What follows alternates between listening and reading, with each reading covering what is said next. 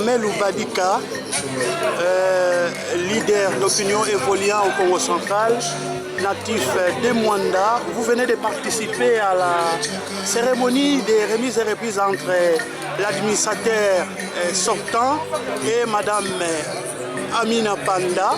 D'abord, vos impressions. Alors, merci d'abord pour votre question.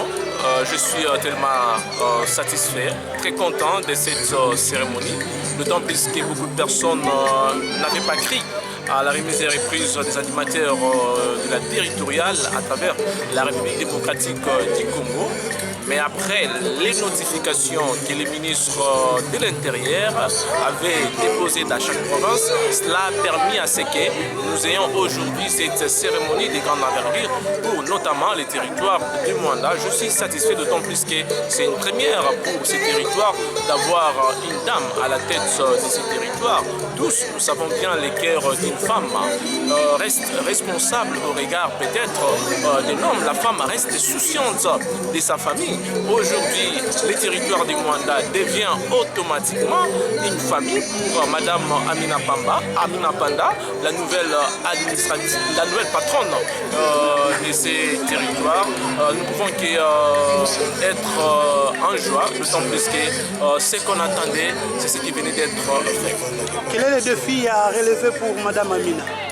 Voilà, pour Madame Amina, elle a plusieurs défis à relever, notamment sur la sécurisation de la population et de leurs biens, d'autant plus qu'à ce jour, nous sommes en dehors de cette cité côtière de Mwanda, mais nous apprenions de ça et là comment la situation sécuritaire évolue dans cette partie de la province du Congo central.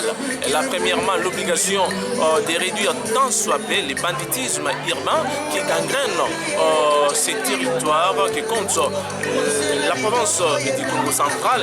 Et hormis cela, elle a aussi l'obligation de pouvoir mener des plaidoyers à travers la province et la République démocratique du Congo pour arriver à désenclaver réellement cette partie de la République démocratique du Congo. Et je me réjouis d'autant plus qu'il y a réellement l'effectivité du programme des 145 territoires. Cela va devoir aussi nous permettre de s'imprégner de ces projets, afin de faire bénéficier réellement de cette cité côtière du Mwanda, de ce que l'État a prévu pour le développement des Mwanda.